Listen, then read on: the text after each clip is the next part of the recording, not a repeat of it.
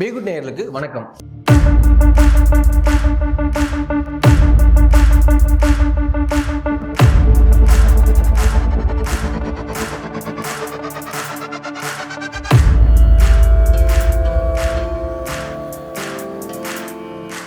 நம்ம இன்னைக்கு பார்க்க போற சிறப்பு நிகழ்ச்சி பொதுவாகவே தமிழ் சினிமாவில் பெண் இயக்குநர்கள் மிக மிக குறைவு. அந்த வகையில் இன்னைக்கு பார்க்க போறதும் ஒரு பெண் இயக்குனர் தான், அதுவும் அறிமுக இயக்குனர். Day 11 படத்தை இயக்குன சித்திகா மேம் தான் பார்க்க போறோம். வாங்க அவங்க கிட்ட பல சுவாரஸ்யமான நிகழ்ச்சிகளை கேட்டு தெரிஞ்சுக்குவோம். மேம் வணக்கம். மேம் வணக்கம் சார். மேம் ஃபர்ஸ்ட் உங்கள்கிட்ட கேட்கணும்னு நினைச்சதே எப்படி இவ்வளோ போல்டா ப்ரொடக்ஷனும் பண்ணியிருக்கீங்க, டேரக்ஷனும் பண்ணியிருக்கீங்க, அது எப்படி நடந்துச்சு? சினிமா மேலே இருக்க ஆர்வம் தான். நிறைய கம்பெனிஸ் ஏறி இறங்கி கதைகள் சொல்லியிருக்கோம். அதுக்கான கரெக்டான அங்கீகாரம் கிடைக்காத காரணத்தினால சரி நம்மளே ஒரு புது முயற்சி பண்ணி இறங்குவோம் தான். Okay okay ma'am. மேம் இப்போ படத்தில் ஆர்டிஸ்ட்லாம் நோன் ஃபேஸஸா இல்லை நியூ ஃபேஸஸா மேடம்? எல்லாமே நியூ ஆர்டிஸ்ட் தாங்க. என்னோட கதைக்கு புது ஆர்டிஸ்ட் இருந்தால் போதுங்கிற என்னோட கதை தான் அதில் ஹீரோயிசமாக இருந்தது.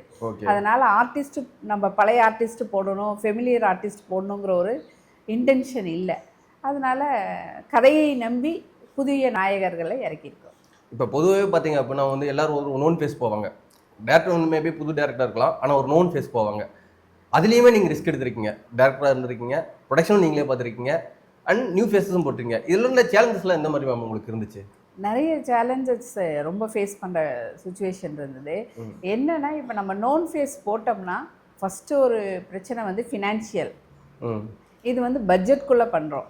ஸோ நம்ம கையில் காசு இருக்கிற நேரம் நம்ம ஷூட் போவோம், மீதி நேரம் பிரேக்கு அப்படி. பட் புது ஆர்டிஸ்ட்டுக்குனா நம்ம அப்படி மெயின்டைன் பண்ணுறது கொஞ்சம் ஈஸியாக இருக்கும். பட் நோபல் ஆர்டிஸ்ட்டுங்களாம் நம்ம அவங்க கால் ஷீட்குள்ளே நம்ம யூஸ் பண்ணணும் அப்படிங்கிற ஒரு கட்டாயத்துக்கு நம்ம வருவோம் இல்லைங்க. அது ஒரு காரணம். புதுமுக ஆர்டிஸ்டாக இருந்தாலும் எல்லாருமே நல்லா பண்ணியிருக்காங்க, அந்த கேரக்டராக இருந்திருக்காங்க. நம்ம படத்தில் நடித்த ஒவ்வொருத்தருமே எல்லாருக்குமே புதுமுகங்கள் தான். பட் எல்லாருக்குமே இது ரொம்ப நல்லா அந்த கேரக்டராகவே வாழ்ந்திருக்காங்க. நல்லா வந்திருக்கு படம், ரொம்ப நல்லா வந்து. ஓகே மேம், இப்போ இந்த படம் என்ன ஜேர்னர் மேடம்? அதே மாதிரி படத்தோட அவுட்லைன் சொல்ல முடியுமா மேடம்? இது ஒரு சஸ்பென்ஸ் த்ரில்லர். அதுக்கு மேலே சொன்னேன்னா கதை ஃபுல்லாக வந்துடும். Okay okay okay madam. நேயர்களே, இப்போ நம்ம Day 11 படத்தோட ட்ரெய்லரை பார்க்க போகிறோம்.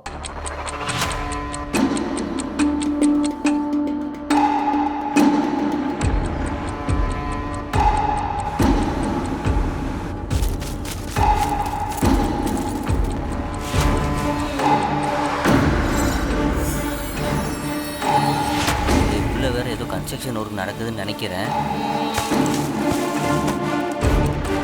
உள்ளே போனவங்க யாருமே திரும்பி வந்ததில்லை. கண்டிப்பாக போயே ஆகணுமா?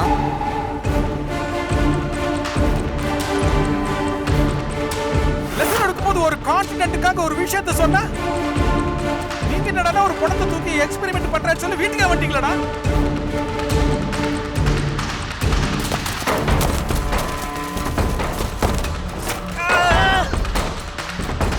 தயவு செஞ்சு இந்த இடத்த விட்டு காலி பண்ணுறீங்களா? நான் என்னமோ சின்ன சின்ன உயிரியெல்லாம் காப்பாற்றி மீண்டும் உயிர் வர ஆராய்ச்சி பண்ணிகிட்டு இருக்கேன். அதுக்கே அப்பப்போ கம்பி பண்ணிகிட்டு இருக்கேன். நாம் பிறப்பையும் இறப்பையும் ஒரு டாக்டரை ஃபேஸ் பண்ணுறப்போ பிறப்பை பார்க்கும்போது வர்ற சந்தோஷம் கொஞ்ச நேரம், ஆனால் இறப்பை பார்க்கும்போது வர்ற சோகத்தை மறக்க நாளாகுதுல்ல.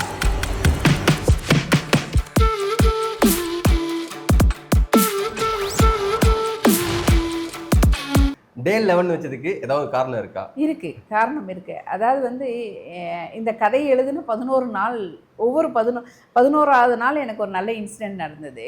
ஷூட் போனால் ஒரு 11ஆவது நாள் ஒரு இன்சிடெண்ட் நடந்தது. அந்த மாதிரி நிறைய அந்த 11 ரொம்ப கனெக்ட் ஆச்சு. உங்களுக்கு ரொம்ப பர்சனலாக கனெக்ட் ஆகிருக்கு. ப்ளஸ் இன்னொன்று இந்த கதையோட கனெக்ஷனும் நான் ஏன் Day 11 வச்சேங்கிறது ரிலீஸ் ஆச்சுன்னா உங்களுக்கு தெரியும். Okay okay okay ma'am. இப்போ டெக்னீஷியன்ஸ்லாம் இந்த மாதிரி மேம் போட்டிருக்கீங்க? டெக்னீஷியன்ஸ் கேமராமேன் ஏற்கனவே சீனியர், அவர் ஒரு பெரிய ஆள், செல்வா சார். விஜய் சார்லாம் படம். ஆமாங்க, விஜய் சாரோட 11 படங்கள் பண்ண கேமராமேனு, சீனியரு. ரொம்ப நல்லா நம்மளை ஒரு நம்ம இப்போ தான் புது நியூ என்ட்ரி அப்படிங்கிறதெல்லாம் ஒன்றுமே இல்லாமல் நல்ல ஒரு மதிப்பு மரியாதையோட நம்மளுக்கு என்ன தெரியலங்கிற விஷயத்தையும் அதை நான் ரொம்ப அதான் சீனியருங்கிறதுங்க ரொம்ப நல்லபடியாக நம்மளுக்கு ஒரு ஹெல்ப்ஃபுல்லாக இருந்தார். Music director Demonte colony background music போட்ட அவர் தான் எங்களுக்கு மியூசிக் டைரக்டர்.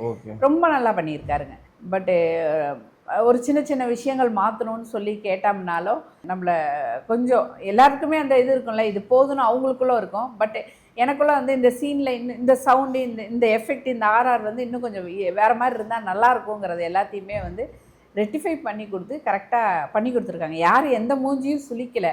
இன்னொன்று நாங்கள் ஒரு குடும்பமாக தான் ட்ராவல் பண்ணியிருக்கோம். புது டீமாக இருந்தாலும் எல்லாருமே ஒரு புது குடும்பமாக தான் ட்ராவல் பண்ணியிருக்கோம். நான் ஒரு விஷயத்தில் கோவிச்சுக்கிட்டாலோ, கேமராமேன் ஒரு விஷயத்தில் கோவிச்சுக்கிட்டாலோ, அடுத்த ஒரு 10வது நிமிஷம் அவங்கக்கிட்டேருந்து நம்மளுக்கு மெசேஜ் வரும். இப்போ நான் என்ன பண்ணணும், சரி ஓகே இதுக்கு அடுத்தது என்ன பண்ணலாம் அப்படிங்கிற மாதிரி ஒரு ஃபேமிலியாக தான் ட்ராவல் பண்ணியிருக்கோம். Okay okay, super super. Hero heroine அவங்க வந்து இப்போ தான் இன்ட்ரடியூஸ் பண்ணுறீங்க, நீங்கள் தான் படத்தில் இன்ட்ரடியூஸ் பண்ணுறீங்க. ஸோ அவங்கள பற்றி சின்ன சின்ன ஏதோ படங்கள் பண்ணதா சொன்னாங்க, பட் எதுவும் ரிலீஸ் ஆகலை. ஓகே, நம்ம படங்கள் பண்ணியிருக்காங்க, நல்லா பண்ணியிருக்காங்க. ஹீரோயினியெல்லாம் சிங்கிள் டேக் ஆர்டிஸ்ட்டு, ரொம்ப நல்லா கோஆப்ரேட் பண்ணாங்க. அந்த பொண்ணு ரொம்ப நல்லா இருக்கணும். அவங்களோட ரிசம்பிளன்ஸே வந்து சுகன்யா வந்து புதுநெல்லு புதுநாத்தில் வருவாங்க பார்த்தீங்களா, அந்த ஒரு ஜாடை இருந்ததுனால தான் அவங்கள நான் எடுத்தேன். பட் வந்து அந்த பொண்ணு வந்து ரொம்ப நல்லா கோஆப்ரேட் பண்ணாங்க. ஸ்வேதா அபிராமி வந்து ரொம்ப நல்லா கோஆப்ரேட் பண்ணி, அதாவது வந்து நம்ம டீமுக்குள்ளே வந்துட்டாங்க. இது சரியில்லையா, ஓகே மறுபடியும் இன்னொரு தடவை பண்ணலாம் அப்படிங்கிற வந்து எல்லாருமே கோஆப்ரேட் பண்ணி தான் பண்ணாங்க. நீங்கள் ஒரு லேடி டேரக்டர் இருக்கனால ஹீரோயின் சென்ட்ரிக்கான படமாக இது இருக்குமா? அப்படின்னு எல்லாம் இல்லைங்க, அப்படியெல்லாம் இல்லை. நான் வந்து எப்பயுமே வந்து முடிஞ்சு போன விஷயத்த நினச்சி நான் ஃபீல் பண்ணவே மாட்டேன். என்ன பண்ணலாங்கிறத இருக்கிற நாட்கள் ஹாப்பியாக இருக்கணும்னு நினைக்கிற ஒரு கேரக்டர். ஏன்னா பாஸ்ட் வந்து நம்ம மறுபடியும் எதுவுமே பண்ண முடியாது. நம்ம ஃப்யூச்சரை வேணால் நம்ம என்ன வேணாலும் மாற்றலாம். ஸோ அந்த ஒரு தாட்னால ஹாப்பியாக இருக்கணும். இப்போ நம்ம தியேட்டருக்கு வராங்கனாலும் வீட்டில் நிறைய ப்ராப்ளம்ஸு, ஃபேமிலி ப்ராப்ளமு, நிறைய ப்ராப்ளம்ஸ், நிறைய பேர் ஒர்க் பேர்டன் நிறைய இருக்கும். அந்த டென்ஷன் குறைக்க தியேட்டருக்கு வந்து உட்காருவாங்க. ஸோ நம்ம அந்த ஒரு 2 hours வந்து வந்தாங்கன்னா எல்லாத்தையும் மறந்து ஏதோ இன்னொரு விஷயத்துக்குள்ளே போன மாதிரி ட்ராவல் பண்ணிட்டு போயிடணும். அப்படி தாங்க நம்ம இது வந்து இதுக்குள்ளே வந்து சின்ன சென்டிமெண்ட், சின்ன காதல், ஒரு சின்ன சின்ன காமெடி, ரொம்ப பெரிய அளவுக்கு எதுவுமே இல்லை, எல்லாமே மைல்டாக பண்ணியிருக்கேன். மேம் இப்போ இந்த படம் எந்த மாதிரி லொக்கேஷன்ஸ்லாம் நீங்கள் ஷூட் பண்ணியிருக்கீங்க மேடம்? இது வந்து ஊட்டி, கொடைக்கானல், இமயமலை சார்ந்த விஷயங்கள் எனக்கு தேவைப்பட்டது. ஸோ அதை எல்லாத்தையுமே நான் இதில் யூஸ் பண்ணியிருக்கேன். ஓகே, டோட்டலாக ஹில் ஸ்டேஷன் தான். ஓகே ஓகே மேம், இப்போ ஷூட்டிங் ஸ்பாட்டில் நடந்த ஏதாவது இன்ட்ரெஸ்டிங்கான எலமெண்ட்டு, அதே மாதிரி சேலஞ்சிங்கான எலமெண்ட் எங்களுக்கு ஏதாவது ஷேர் பண்ண முடியுமா மேடம்? நிறைய நடந்ததுங்க. ஏன்னா நாங்கள் ஊட்டி கொடைக்கானல் போனனால ஷூட் பிளான் பண்ணி போவோம், மிஸ்ட்டு வந்துடும், வந்து நம்மளுக்கு நம்ம லைட்டிங்ஸ் கிடைக்காது. ஏன்னா ஓப்பன் ஸ்பேஸில் நிறைய எடுத்திருக்கோம். காடு சார்ந்த இடங்கள், இயற்கையான விஷயங்கள் நிறைய இதுக்குள்ளே பார்க்கலாம், நேச்சுரலான விஷயங்கள் நிறைய உள்ளே பார்க்கலாம். அப்போ லைட்டிங்ஸ் கிடைக்காம சம்டைம்ஸ் மழை வந்திருக்கு. இதையெல்லாம் தாண்டி தான் நம்ம ஒரு விஷயம் பண்ணியிருக்கோம். இப்போ நம்ம வந்து ஒரு 30 days ஃபஸ்ட்டு ஷெட்யூல் நினச்சி போகிறோம் அப்படின்னா அது கண்டிப்பாக நம்மளுக்கு டபுள் ஆகிருந்துருக்கு. இன்னொன்று வந்து நம்ம ஷூட்டிங் டைமிங் வந்து இந்த டைம்குள்ளே முடிக்கணும், அந்த டைம்குள்ளே முடிக்கணுங்கிற ஒரு இது இல்லாமல் இன்னொரு கால் ஷீட் எக்ஸ்ட்ரா போனாலுமே ஆர்டிஸ்ட் ஆகட்டும், டெக்னீஷியன்ஸ் ஆகட்டும் ரொம்ப கோஆப்ரேட் பண்ணி. இன்னொரு விஷயம் மெயினாக சொல்கிறேன், லேடி டைரக்டருங்கிற ஒரு காரணத்துக்காகவே அவங்க எல்லாருமே வந்து நம்மளுக்கு எல்லாருமே technician wise plus artist wise எல்லாருமே ரொம்ப கோஆப்ரேட் பண்ணாங்க. மேம் இப்போது ஸ்பாட்டில் நீங்கள் ஒரு விஷயம் சொல்கிறீங்க அப்படின்னா அதை வந்து அப்படியே டபுள் மடங்கு பண்ணி கொடுக்குற ஆர்டிஸ்ட் அப்படின்னா வந்து யாரை சொல்லுவீங்க? நம்ம ஒரு விஷயம் சொல்கிறோம்னா அந்த விஷயத்தை இம்ப்ளிமெண்ட் பண்ணி பண்ணுற ஆள் அப்படின்னா தமிழ்னு ஒரு பையன் பாலாங்கிற கேரக்டர் ஒன்று பண்ணியிருக்கான். ஃப்ரெண்ட்ஸோட இதில் அந்த பையன் ரொம்ப நல்லா நம்ம ஒரு விஷயம் வந்து ஒரு ஒரு சின்ன விஷயங்கள் சொன்னால் அவன் ஒரு 2-3 விஷயங்கள் சொல்லுவான், இது நல்லா இருக்கான்னு. அந்த மாதிரியெல்லாம் பெட்டரான விஷயங்கள் எல்லாம் அந்த பையன் ரொம்ப நல்லா பண்ணி கொடுத்தான். அதே மாதிரி இதில் இங்கே ஒரு விஷயம் சொல்லணுன்னா ஆதர்ஷ், ரவிச்சந்திரன், அபிமன்யு இவங்க 3 பேருமே வந்து அந்தந்த கேரக்டராகவே அப்படியே வாழ்ந்துட்டாங்க. நம்ம ஷூட்டிங் வந்தாலே அவங்களோட உண்மையான நேம் மறந்துடுவாங்க. அவங்க ஸ்பாட்டில் ஒருத்தருக்கு ஒருத்தர் கூப்பிட்றதே அந்த நேம் வச்சு தான் கூப்பிட்ற அளவுக்கு அப்படியே தான் இருப்பாங்க. ப்ரொஃபஸர் கேரக்டர்னால் அந்த ப்ரொஃபஸர்னு தான் கூப்பிடுவாங்க. அந்த மாதிரியே இருந்திருக்காங்க. இவங்கெல்லாம் லீட் கேரக்டரா மேடம் இல்லை எந்த மாதிரி மேடம்? ஆமாம், இது ஆக்சுவலாக வந்து இதில் வந்து ஒரு 4 பேர் கேம் விளையாடுவாங்க, ஒரு 4 பேர் ஃபாரஸ்ட்டில் போவாங்க. இவங்க எல்லாருக்குமே சரிசமமாக இருக்கும் ஓகே ஓகே கேரக்டர். அதனால தான் வந்து இந்த கதை தான் இதுக்கு கதாநாயகன் சொன்னேன். ஓகே மேம், இப்போ படத்தில் வந்து சாங் ஃபைட்ஸ் அதெல்லாம் இருக்கா? ஒரே ஒரு சாங் தான். ஓ. சாங் வந்து ஒரு பேட்டா சாங்கு, நல்லா வந்திருக்கு. அந்த அந்த கதையோட கரு அதுக்குள்ளே வந்துடும், அந்த சாங்குக்குள்ளே வந்துடும். சாங்குக்குள்ளே கதையோட கண்டென்ட் வந்துடும். ஓகே. ஒரு ஃபைட்டு தான் இருக்குது. ஏன்னா இதுக்கு தேவைப்படலை, ஒரு பாடல் தேவைப்பட்டுச்சு, அதனால் அது வச்சது. ஃபைட்டும் ஒரு விஷயத்தை ஒரே இடத்துல தான் அது தேவைப்பட்டுச்சு, நீட் இல்லை, அதனால் அந்த இதாக வச்சேன். அதாவது இது வந்து ஒரு உண்மையான ஒரு விஷயம் நடந்தால் இது எப்படி டீல் பண்ணுவாங்களோ அப்படி நான் இதை வந்து சினிமாட்டிக்காக எடுத்திருக்கேன். பட் இன்னொரு விஷயம் என்ன சொல்லணும்னா, இது கம்பல்சரி ஒரு 4 சாங் வைக்கணும், 4 ஃபைட் வைக்கணும் அப்படிங்கிறது வந்து பட்ஜெட் ப்ராப்ளம் ஒன்று இருக்குது. ஓன் ப்ரொடக்ஷன் பண்ணாலே அது ஒன்று பட்ஜெட் ப்ராப்ளம் ஒன்று இருக்குது. இன்னொரு விஷயம் வந்து இதுக்கு தேவைப்படலை, இன்னொரு சாங் வச்சுருக்கலாம், பட் எல்லாம் பட்ஜெட் காரணமாக தான் சரி அப்படின்ட்டு ஒரு பிளான் பண்ணோம். தினேஷ் மாஸ்டர்கிட்ட பேசணும், சாங் பண்ணி தரேன்னாரு. அவர் ரொம்ப ஃபேவராகவே பண்ணி தரேன்னாரு. பட் எனக்கு மறுபடியும் எல்லாம் அசம்பிள் பண்ணி எல்லாம் பண்ணணுங்கிறது ஒரு இதாக இருந்தது. சரி, மறுபடியும் அதுக்குள்ளே திணிக்கிற மாதிரி இருக்குமே அப்படின்னு சொல்லிட்டு அதை சாங்ஸ் யார் மேம் எழுதியிருக்காங்க? நானே எழுதியிருக்கேங்க. Okay, super. அதனால எல்லாமே நீங்களே பண்ணியிருக்கீங்க படத்தில், நடிக்க மட்டும் தான் செய்யல. நடிக்க மட்டும் செய்யல. ஓகே. நேயர்களே, இப்போ இந்த படத்தோட சாங் விஷுவல்ஸை நீங்கள் பார்க்க போகிறீங்க. என்ன இது சோதனை, எங்க சொல்லி தீர்ந்திடும் வாழும் ஆசைகளோடு இன்று விண்ணில் நிற்கிறேன். பூமிக்கு வந்திட வழியொன்றை சொல்லிடு. மேம், வெரி ஃபர்ஸ்ட்டில் கேட்டிருக்க வேண்டிய கொஸ்டின், உங்களுக்கு சினிமாவுக்கு வர்றதுக்கான உந்துதல் என்ன? சினிமாவுக்கு வரக்கான உந்துதல் பாரதி ராஜா சார் தான். நான் சாரை வந்து வேற ஒருத்தர் படுத்துறதுக்காக அவரோட ஆஃபீஸ் போயிருக்கேன். நான் அநாத ஆசிரமம் வச்சுருந்தேன். ஸோ அப்போ சாரை வந்து நான் ஒரு விஐபியாக நான் ஒரு ப்ரோக்ராம் பண்ணதுனால அதில் எனக்கு வந்தார். அப்போ எனக்கு வந்து அவர் ஆஃபீஸ் போவேன், பேசுவேன்.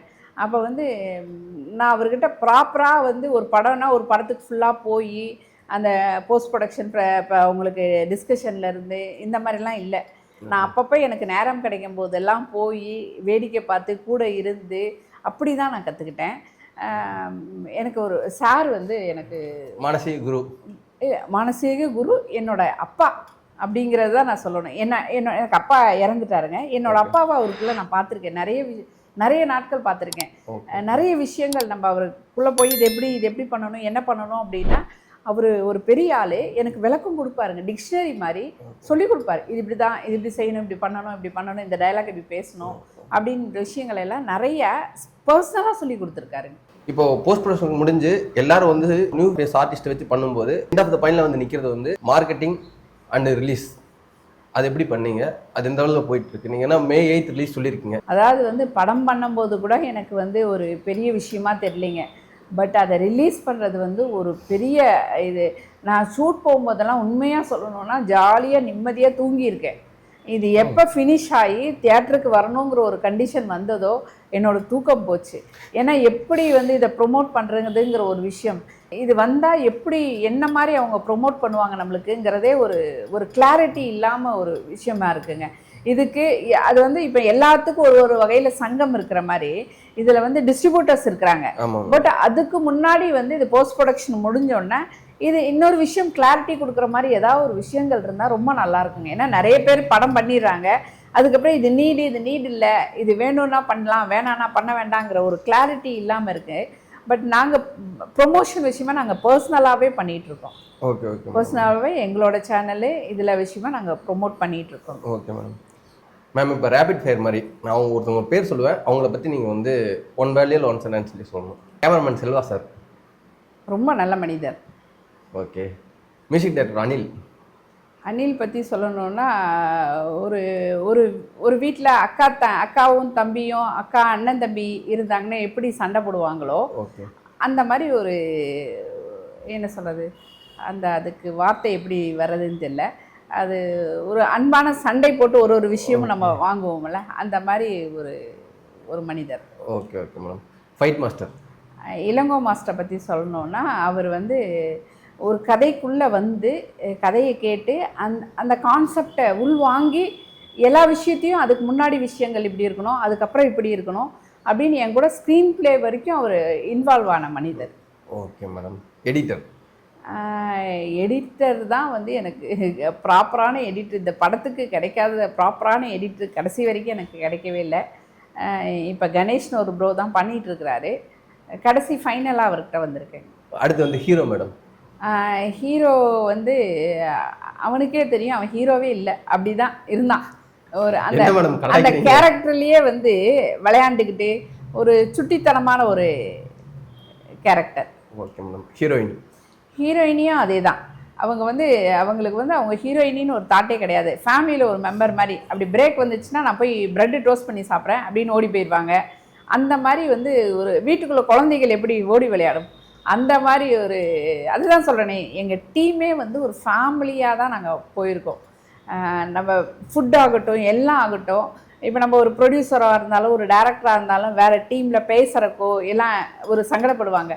பட் எங்கள் டீமில் போய் பேசி பாருங்கள், உங்கள் டைரக்டர் மேடம் பார்த்தா உங்களுக்கு பயமானு கேட்டு பாருங்கள். அவங்க எல்லாருமே வந்து சகஜமாக கிண்டல் பண்ணி அந்த மாதிரி போகிற ஒரு டீம் நாங்கள். அடுத்து ப்ரொடியூசர் அண்ட் டைரக்டர். என்னை பற்றியே நானே என்ன சொல்லணும் அப்படின்னா, நான் படம் பண்ணி போயிட்டுருக்கிற விஷயத்த நினச்சி எனக்கே வந்து ரொம்ப ஹாப்பியாக இருந்திருக்கு. பட் நிறைய தடங்கல்கள் வரும்போது வந்து அடுத்தது என்ன பண்ணலாம் அப்படின்னு யோசித்து ஒவ்வொரு விஷயமும் ரொம்ப மைன்யூட்டாக யோசித்து பண்ணியிருக்கேங்க. ஏன்னா நம்ம எந்த இடத்துலையுமே ஒரு டைரக்டராகவும் தோற்று போகக்கூடாது, ஒரு ப்ரொடியூசராகவும் தோற்று போகக்கூடாது. ஏன்னா உங்களுக்கு ஒரு தெரியும், சினிமாவில் ஒரு பெண் உள்ளே வராங்க அப்படின்னா அதில் ஃபேமிலியில் எவ்வளோ பிரச்சனைகள் இருக்குங்க. நான் வந்து இதுக்குள்ளே வந்தது என்னோடய ஃபேமிலி யாருக்குமே பிடிக்கல. ஸோ எல்லாருமே வந்து வேண்டாம் அப்படிங்கிற ஒரு தாட்ஸில் தான் நான் உள்ளே வந்தேன். பட் ஏன்னா நான் அதை பற்றி எனக்கு கவலையே இல்லை. ஏன்னா எனக்கு சினிமாவில் ஒர்க் பண்ண டெக்னீஷியன்ஸு, ஆர்டிஸ்ட்டு, இவங்க எல்லாருக்குமே எனக்கு ஃபேமிலியாக கிடச்சிருக்காங்க. நம்ம அடுத்து இப்போது நான் ஒரு ஆடியன்ஸாக ஜென்ரலாக எல்லோரும் ஃபீல் பண்ணுறது என்ன பண்ணோம் வந்து ஒரு ஆர்டிஸ்ட் படத்துக்கு இல்லை நோன் டேரக்டரோட படத்துக்கு போகணுன்னு தான் ஆசைப்படுவாங்க. ஸோ நீங்கள் எல்லாமே வந்து நியூ ஃபேஸஸ் அண்ட் நீங்களும் வந்து நியூவாக பண்ணியிருக்கீங்க. ஸோ ஆடியன்ஸ் ஏன் உங்கள் படத்தை பார்க்க வரணும்? இல்லைங்க, ஒவ்வொரு டைரக்டருமே அவங்களோட முதல் படம் வந்து அவர் அறிமுக இயக்குனர் தான். ஒவ்வொரு ஆர்டிஸ்ட்டுமே அவங்களோட முதல் படம் வந்து அறிமுக நாயகர்கள் தான். பட் நாங்கள் இது வந்து மக்கள் மேலே வச்ச நம்பிக்கை, என் கதை மேலே வச்ச நம்பிக்கை மட்டுமே ஆணித்தரமான ஒரு விஷயமா நான் இதில் வந்து ட்ராவல் பண்ணியிருக்கேன். குஸ்பம்ப் மூமெண்ட்ஸில் இருக்குமா மேடம் படத்தில்? ஏன்னா ஆடியன்ஸ் இப்போ இருக்க ஆடியன்ஸ் எல்லாமே அதான் எதிர்பார்த்து வர்றாங்க. இருக்குங்க, நிறைய விஷயங்கள் இருக்குது. உள்ளே வந்தாங்கன்னா ஒரு த்ரில்லர்ஸ் நிறைய இருக்குது.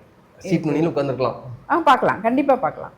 ஓகே மேடம், இவ்வளோ நேரம் வந்து உங்களோட டைம் வந்து ஸ்பெண்ட் பண்ணி எங்களுக்காக இன்டர்வியூ கொடுத்துருக்கு ரொம்ப ரொம்ப நன்றி மேடம். இப்போ நீங்கள் ஆடியன்ஸ்க்கு என்ன சொல்ல விரும்புகிறீங்க? மே 8ஆம் தேதி Day 11 மூவி ரிலீஸ் ஆகுது. எல்லாருமே வந்து தியேட்டரில் வந்து பார்த்து எங்களுக்கான அங்கீகாரத்தை கொடுங்க. நன்றி. நேயர்களே, உங்கள் சார்பாகவும் நம்ம பி குட் சேனல் சார்பாகவும் Day 11 படம் பெரிய சக்ஸஸ் அடையணும்னு வாழ்த்திக்கிறோம். அதே மாதிரி மீண்டும் ஒரு நல்ல நிகழ்ச்சியில் உங்களை சந்திக்கிறோம். அதுவரை உங்களிடமிருந்து விடைபெறுகிறேன். நன்றி, வணக்கம். இந்த பி குட் சேனலில் நல்ல விஷயம்ன்றதுனால நீங்கள் எல்லாருக்கும் போய் சேர்ற மாதிரி நல்ல எல்லாருக்கும் ஷேர் பண்ணணும்னு உங்களை பணியும்பா கேட்டுக்கொள்கின்றேன்.